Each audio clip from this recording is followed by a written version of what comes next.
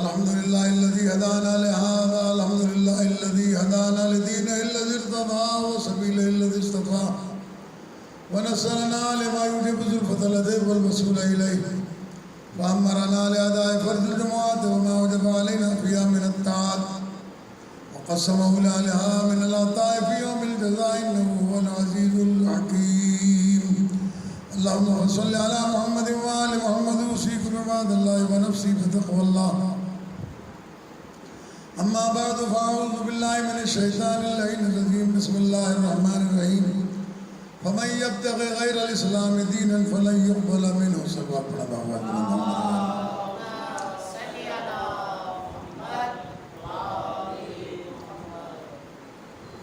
برادران عزیز، پروردگار عالم نے قرآن مجید میں خاص طور پر اس بات کا اعلان کیا ہے کہ دین اگر اللہ کے نزدیک کوئی ہے تو اس دین کا نام اسلام ہے، اور اگر کوئی شخص بھی دنیا میں دین اسلام سے ہٹ کر کسی اور دین پر چل کر ہمارے پاس آئے گا تو ہم اسے قبول نہیں کریں گے۔ دین اسلام کے جو قوانین ہیں وہ بالکل واضح ہیں۔ اگر انسان ان قوانین کو سمجھے تو اسلام ہے، اور اگر اس میں اپنی مرضی شامل کرے تو اسلام نہیں کہتے۔ مثال کے طور پر میں آپ کے سامنے عرض کرتا ہوں کہ ہر ایک زندگی کے پہلو پر اسلام نے حکم دیا ہے۔ بچے کی ولادت سے لے کر موت تک، کھانا پینا، اوڑھنا، سونا، جاگنا، بولنا، معاشرت، انفرادی زندگی، اجتماعی زندگی، سماجی زندگی، معاشی زندگی، معاشرتی زندگی، ہر ایک پہلو پر اسلام نے اپنا حکم سنا دیا ہے۔ کہاں پر کیا کرنا ہے، کیسے کرنا ہے، یہ تمام احکامات قرآن مجید نے واضح طور پر بیان کیے، اور پیغمبر اکرم صلی اللہ علیہ وآلہ وسلم نے جیسے جیسے قرآن مجید نازل ہوتا رہا ہر حکم پر عمل کر کے بھی دکھاتے رہے۔ کس حکم پر کیسے عمل ہوگا اسے تشنہ تعبیر نہیں چھوڑا کہ بعد میں لوگ پوچھیں کہ یہ عمل کیسے ہوگا، یہ عمل کیسے ہوگا۔ نماز کا حکم آیا تو نماز پڑھ کے بتائی، روزے کا حکم آیا تو روزہ رکھ کے بتایا، حج کا حکم آیا تو حج کر کے دکھایا۔ سیاسی زندگی، معاشرتی زندگی، سارے عمل پیغمبر اکرم صلی اللہ علیہ وآلہ وسلم نے کر کے دکھائے۔ اب ہمارے یہاں لوگ نام کے تو مسلمان ہیں، لیکن جب اسلامی قانون کی بات کی جاتی ہے تو وہاں اسلام نظر نہیں آتا۔ اسلام اتنا حساس اور سینسیٹیو مذہب ہے، اتنا سینسیٹیو دین ہے کہ اگر نماز میں بھی انسان کی کہیں مداخلت ہو جائے تو وہ نماز بجائے رحمت کے لعنت بن جاتی ہے۔ قرآن مجید میں اس کے لیے پکار کے کہا گیا ویل للمصلین، ہلاکت اور تباہی ہو نماز پڑھنے والوں کے لیے۔ یہ کون سے نمازی ہیں جو نماز بھی پڑھتے ہو، نمازی ہم پر لعنت بھی ہو رہی ہے؟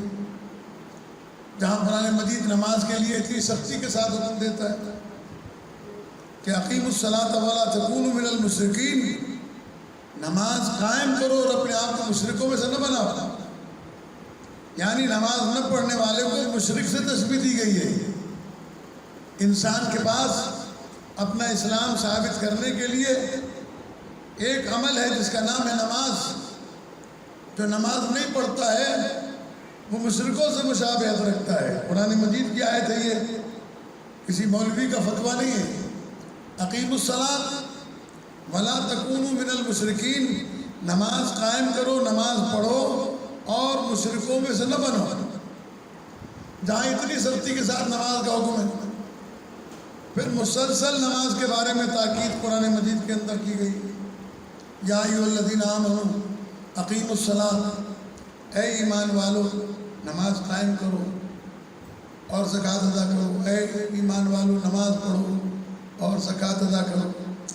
یہ جو قرآن مجید مسلسل آپ کو حکم دے رہا ہے، اسی نماز کے لیے قرآن کہتا ہے کہ ویل للمصلین الذین هم عن صلاتهم ساہون، ہلاکت اور تباہی اور بربادی ہو ان نمازیوں کے لیے کہ جو نماز پڑھتے ہیں لیکن نماز سے غافل ہیں۔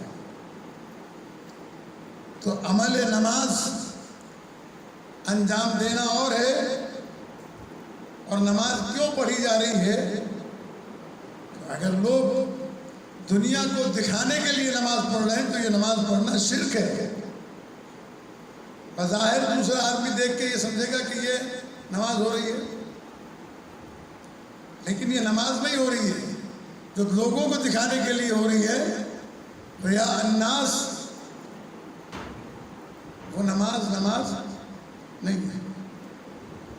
اس لیے میں ایک خطبے میں عرض کر چکا ہوں پہلے بھی کہ ایک شخص امام جعفر صادق علیہ السلام کے پاس آتا ہے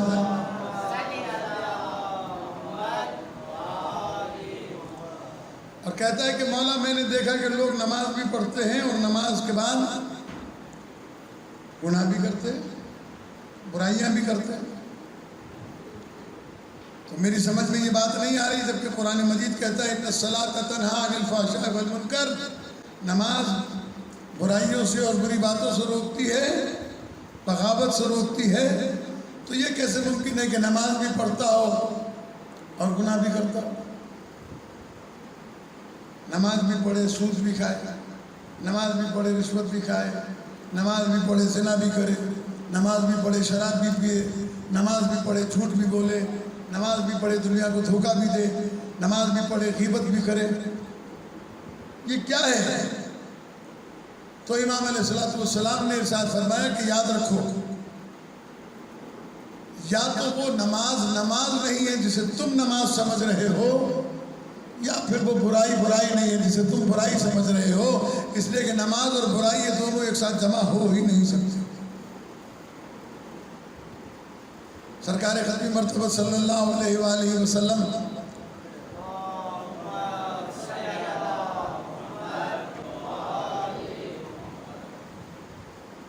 ارشاد فرماتے، جب کسی نے آگے پوچھا کہ یا رسول اللہ اگر میں یہ جاننا چاہوں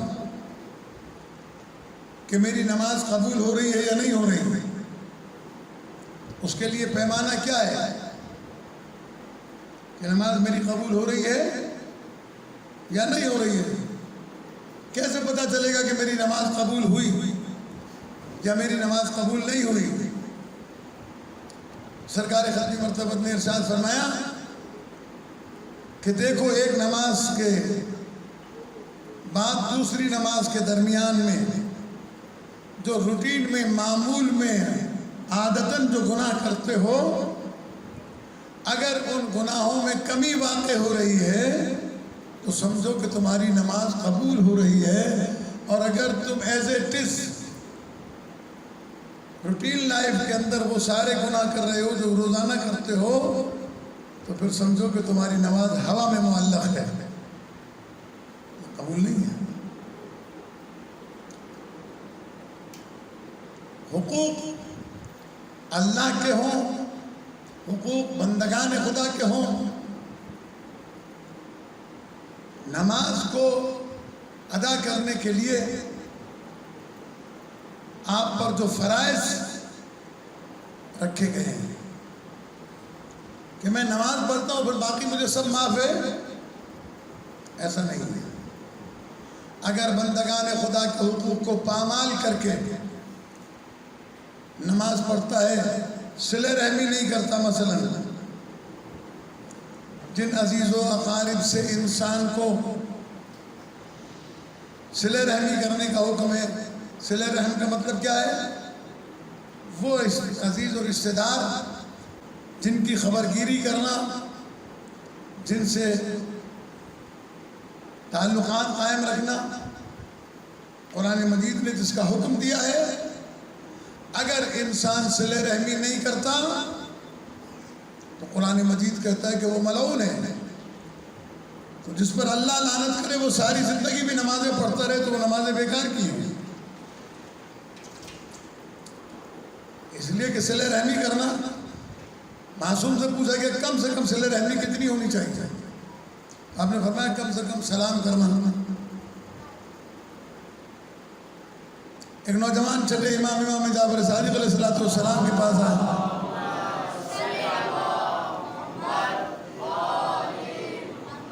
کہنے لگا فرزند رسول، میرے ماں باپ کا انتقال ہو گیا، میری جائیداد ہے، پراپرٹی ہے، گھر ہے، میرے چچازاد تائزاد جو ہیں، میرے بھائی، چچا کے بیٹے اور تایا کے بیٹے اور پھوپھی کے بیٹے وغیرہ، انہوں نے پوری جائیداد پر قبضہ کر کے رکھا ہے، اور مجھے ایک چھوٹا سا کمرہ دیا، اس میں رہتا ہوں، اور اب صورتحال یہ ہے کہ میں سلام کرتا ہوں تو میرے سلام کا جواب بھی نہیں دیتے۔ توجہ کے ساتھ سنیے گا یہ جملہ، میں سلام کرتا ہوں تو وہ لوگ میرے سلام کا جواب بھی نہیں دیتے ہیں۔ اب میرا دل یہ چاہتا ہے کہ میں انہیں سلام کرنا چھوڑ دوں اور میں ان سے قطع تعلق کر لوں، میں ان سے پھر ملاقات نہ کروں، ان سے بات چیت ہی نہ کروں۔ امام علیہ السلام نے مسکرا کر اس نوجوان کو جواب دیا، کہنے لگے اے بندے خدا، اگر تیرے چچا زاد ہو، خالہ زاد ہو، پھوپھی زاد ہو، مامو زاد، اگر تیرے اعزاء نے جہنم کے گڑھے کا رستہ اختیار کیا ہے تو تجھے کس عقل مند نے بتایا کہ تو بھی اسی گڑھے میں جا کر گر جس گڑھے میں وہ گر گئے؟ اس لیے کہ صلہ رحمی کرنا کوئی احسان نہیں ہے، صلہ رحمی کرنا بھی ایسے ہی عبادت ہے جیسے نماز پڑھنا عبادت ہے۔ مثلا میرا اگر چچازاد بھائی نماز نہ پڑھے تو میں بھی چھوڑ دوں، اگر میرا بھائی، میرا چچا، میرا عزیز روزہ رکھنا چھوڑ دے تو میں بھی چھوڑ دوں، کہ وہ نہیں رکھتے تو میں کیوں رکھوں، وہ زکوٰۃ نہیں دیتے میں کیوں دوں، وہ اچھے کام نہیں کرتے میں کیوں کروں؟ تو بالکل اسی طریقے سے جیسے آپ ان کے نماز نہ پڑھنے کو بہانہ نہیں بناتے بلکہ آپ خود پڑھتے ہیں، آپ جانتے ہیں کہ نماز سے آپ کو حکم ہے اور آپ کو فائدہ ہوگا، حکم الہی کی تکمیل ہوگی، تو اسی طریقے سے آپ صلہ رحمی کریں، وہ سامنے والا نہیں کرتا نہ کرے، لیکن آپ کے اوپر واجب ہے، جیسے نماز واجب ہے ایسے ہی صلہ رحمی بھی واجب ہے۔ اس صلہ رحمی کو اپنے لیے لازم قرار دیں۔ عزیزان گرامی، اسی طریقے سے بہت سارے اعمال ہیں دنیا میں، میں نے ابھی قرآن مجید کی آیت پڑھی نا، ویل للمصلین عن صلاتہم ساہون، اسی کے اگلے جملے میں کہا گیا ہم یراؤن، یہ لوگ نماز تو پڑھتے ہیں لیکن لوگوں کو دکھانے کے لیے پڑھتے ہیں کہ لوگ مجھے کہیں کہ میں بہت بڑا نمازی ہوں۔ ہمارے استاد محترم مولانا عباس علی صاحب صلی اللہ مقامہ، وہ ایک واقعہ سنایا کرتے تھے جب نہج البلاغہ کا درس ہوتا تھا، تو انہوں نے ایک واقعہ سنایا تھا کہ ایک آدمی رات کو 12-1 بجے آنکھ کھل گئی، سو کے جلدی سو گیا تھا، دل میں خیال آیا کہ چلو اب آنکھ کھل گئی ہے، نیند تو نہیں آ رہی ہے، چلو اللہ کی عبادت کر لی جائے۔ تو اپنے پڑوس کی مسجد میں چلا گیا۔ اب آپ نے تو دیکھا ہے کہ دیہاتوں کے اندر جو عام طور پہ اوپر مسجدیں بنی ہوتی ہیں ان کے کھڑکی دروازے بھی پوری طرح سے بند نہیں ہوتے، باہر کی چار دیواری بھی بہت چھوٹی چھوٹی سی ہوتی ہے۔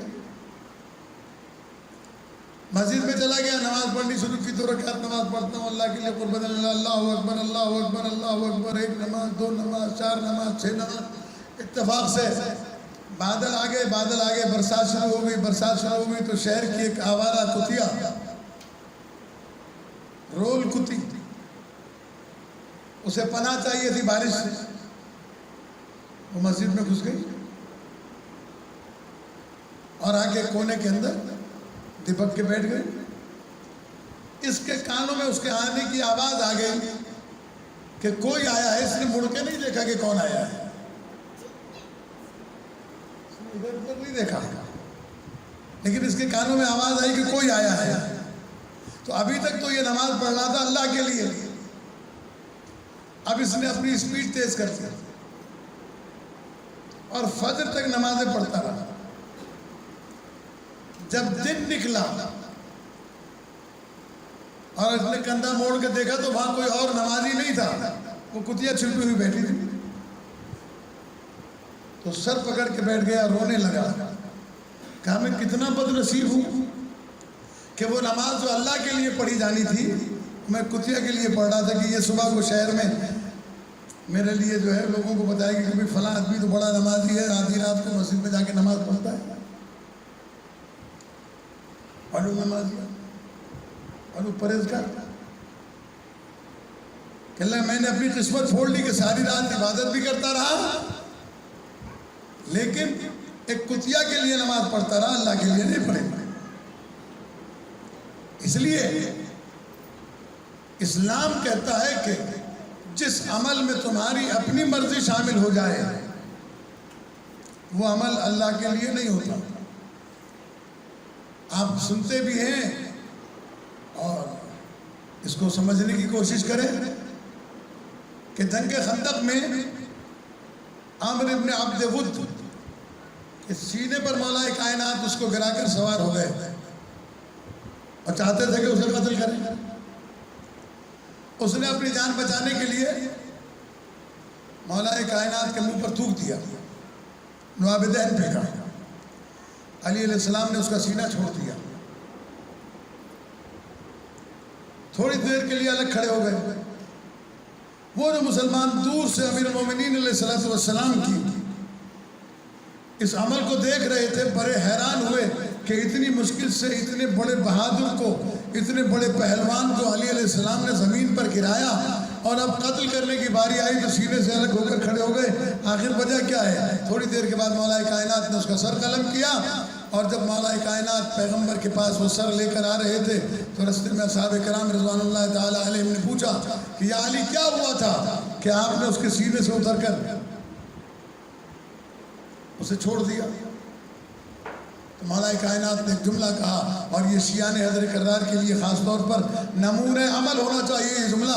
مولا نے فرمایا چونکہ اس نے میرے منہ پر لعاب دہن پھینکا تھا، گستاخی کی تھی، تو میرا نفس غصے میں آ گیا تھا، میں تھوڑی دیر کے لیے اس کے سینے سے اس لیے اتر گیا تاکہ میرا غصہ ٹھنڈا ہو جائے اور میں خالصتاً اسے اللہ کے لیے قتل کروں۔ میری رائے، میرا نفس اس میں شامل نہ ہو۔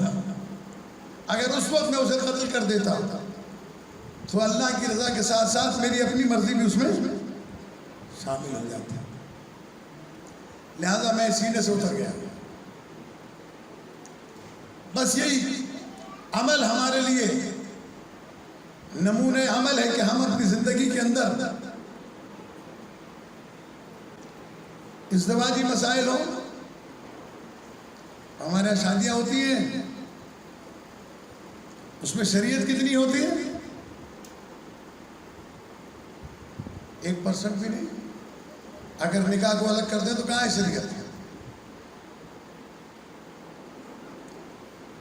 اب وہ نکاح صحیح پڑھا جائے غلط پڑھا جائے، پڑھنے والا صحیح ہو یا نہ ہو، چونکہ ہمارا ہے،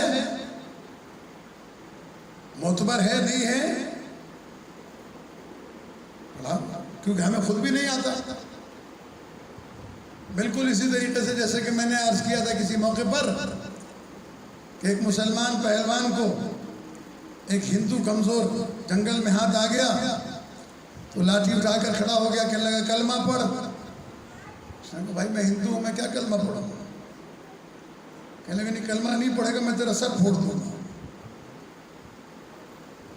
اس نے دیکھا کہ اب مارا جاؤں گا. کہنے لگا مسلمان پڑھا مجھے کلمہ میں مسلمان ہو جاؤں. مسلمان نے اپنی لاٹھی نیچے کی. کہنے لگے مجھے خود نہیں آتا, اگر آتا ہوتا تو آج میں تجھے مسلمان کر کے چھوڑ دوں. ہماری صورتحال تقریباً یہی ہے کہ ہم اپنے آپ کو مسلمان تو کہتے ہیں, شیعہ تو کہتے ہیں, لیکن ہمیں پتہ نہیں کہ شیعت ہے کیا, اسلام ہے کیا.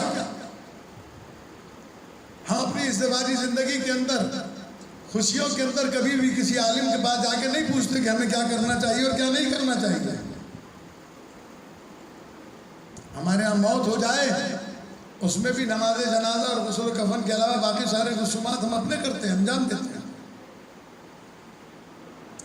باپ مر جائے تو میراث کی تقسیم ہم اپنی مرضی سے کرتے ہیں. بیٹی کو نہیں دینا ہے, بہن کو نہیں دینا ہے. باقی ہم بہت بڑے مسلمان ہیں, 100 دیکھ نیاز کی بھی اتاریں گے, مجلس بھی کریں گے, لیکن بہن کا حق نہیں دیں گے, بھائی کا حق نہیں دیں گے, بیٹی کا حق نہیں دیں گے. ہم مسلمان, ہم شیعہ ہیں, ہم محبان علی ہیں, ہم موالی حیدر کرار ہیں. کیا علی علیہ السلام آپ سے راضی ہوں گے یا ہم سے راضی ہوں گے کہ ہم بیٹی کا حق کھا جائیں, بہن کا حق کھا جائیں, بھائی کا حق کھا جائیں؟ شادی ہو بیوی ہمارے پیر کی جوتی, صبح شام گالیاں, جوتے مار, ہم کہتے ہیں ہم شیعہ ہیں. ماں باپ کا احترام نہیں, ماں باپ کی تعظیم نہیں. حالانکہ اللہ و رسول نے قرآن مجید میں, بس یہ آخری جملے ہیں, اس کو توجہ کے ساتھ سنیے گا, اللہ و رسول نے ماں باپ کی اطاعت آپ کی گردن پر واجب کی ہے اس وقت تک جب تک کہ وہ ایسا حکم نہ دیں جو حکم خدا یا حکم رسول کے خلاف ہو. مثلاً اگر ماں باپ یہ کہیں کہ نماز نہ پڑھو تو یہ بات نہیں ماننی. ماں باپ اگر یہ کہیں کہ روزہ نہیں رکھنا تو یہ بات نہیں ماننی. ماں باپ اگر یہ کہیں کہ یہ حرام کام کرو تو بات نہیں ماننی. یہاں پر ان کی اطاعت نہیں چلے گی, یہاں پر خدا اور رسول کی اطاعت چلے گی. لیکن اگر اس کے علاوہ وہ کوئی حکم بھی دیتے ہیں, مثلا سنتی نماز پڑھنے سے بھی اگر روک دیں حکماً اور اس کے انجام دینے سے ان کی ناراضگی کا سبب بنتا ہو تو یہ نماز بھی لعنت بن جائے گی, عبادت نہیں رہے گی. ماں باپ کے سامنے سر جھکانا, ماں باپ کی اطاعت کرنا, اگر اللہ کے بعد کسی کا سجدہ جائز ہوتا تو وہ ماں اور باپ کا سجدہ ہوتا, والدین کا سجدہ واجب ہوتا. جہاں قرآن مجید فرقان حمید پکار کے کہتا ہے کہ سر اٹھا کے بات کرنے کی بھی آپ کو اجازت نہیں ہے, جب ان کے پاس جاؤ تو وَخْفِضْ لَهُمَا جَنَاحَ الذُّلِّ مِنَ الرَّحْمَةِ, اپنے دونوں کاندھے جھکا کر رحمت کے ساتھ سر جھکا کے پھر بات کرو. آنکھوں میں آنکھیں ڈال کر بات کرنے کی بھی آپ کو اجازت نہیں ہے. وہاں ہم اپنے ماں باپ کے ساتھ ایسے بات کرتے ہیں جیسے, اور خاص طور پر اگر اولاد پڑھی لکھی ہو اور ماں باپ بیچارے جاہل ہوں, جنہوں نے ہل چلا کر اور مزدوری کر کے ہمیں پڑھایا ہو, آج وہ ماں باپ بوڑھے ہو جائیں تو ہم کہتے ہیں کہ تو کیڑی خبر, چپ کرے گئے, ان کو ٹھا لگی پہ تو جی گھر میں شرم نہیں آتی بات کرتے ہوئے باپ سے, حیا نہیں آتی باپ سے بات کرتے ہوئے. یہ وہی باپ ہے جس نے مزدوری کر کے گرمی کے موسم کے اندر آپ کو, اپنے آپ کو بھوکا رکھا, تمہارا پیٹ بھرا, خود پرانے کپڑے پہنے, پھٹے ہوئے کپڑے پہنے, تمہیں اچھا لباس پہنا تاکہ معاشرے میں تمہارا نام اچھا ہو. آج پڑھ لکھ کر تم بڑے ہو گئے ہو, بس یہ بات سن لیجئے. اگر حیا ہو انسان کے اندر, اسلام کی رمق ہو انسان کے اندر. کہتے کہ ایک باپ دھوتی باندھ کر دیہات سے اپنے بیٹے سے ملنے آیا اور بیٹا بہت بڑی سیٹ کے اوپر بیٹھا ہوا تھا. جب وہ دفتر کے اندر آیا باپ کو غصہ آیا کہ یہ دھوتی باندھ کے میرا باپ یہاں آ گیا. کہنے لگا کیرا تم, کون ہو تم؟ باپ کو یہ جملہ سن کر دل کے اوپر تکلیف ہوئی. ایک جملہ کہا اور واپس پلٹ گیا. کہا میں نے سنا تھا کہ تو اندھا ہو گیا ہے, میں تجھے پوچھنے کے لیے آیا تھا کہ تیری آنکھیں ختم ہو گئی ہیں. ایسا آدمی اندھا ہے نا تو باپ کو نہیں پہچانتا. باپ اگر غریب ہے تو آج تو اس سیٹ کے اوپر بیٹھا ہے تو اس باپ کی وجہ سے بیٹھا ہے. تو آج اگر بڑا آدمی ہے تو انہی والدین کی وجہ سے ہے. اس لیے اسلام کو اپلائی کریں, اسلام پر عمل کرنے کی کوشش کریں. اگر اپنی مرضی سے اسلام مانا ہے تو یہ قبول نہیں ہوگا. نہ یہ نماز قبول ہوگی, نہ یہ روزے قبول ہوں گے, نہ یہ حج و زیارات قبول ہوں گے, نہ یہ آپ کا کوئی عمل قبول نہیں ہے ہمارا اگر ہم اسلام کے دائرے میں نہیں ہیں. اور اسلام کے دائرے میں وہی ہے جو خدا و رسول کی خوشنودی اور ان کی اطاعت کے اندر اپنے آپ کو پابند رکھتا ہے. بسم اللہ الرحمن الرحیم. وَالْعَصْرِ إِنَّ الْإِنسَانَ لَفِي خُسْرٍ إِلَّا الَّذِينَ آمَنُوا وَعَمِلُوا الصَّالِحَاتِ وَتَوَاصَوْا بِالْحَقِّ وَتَوَاصَوْا بِالصَّبْرِ.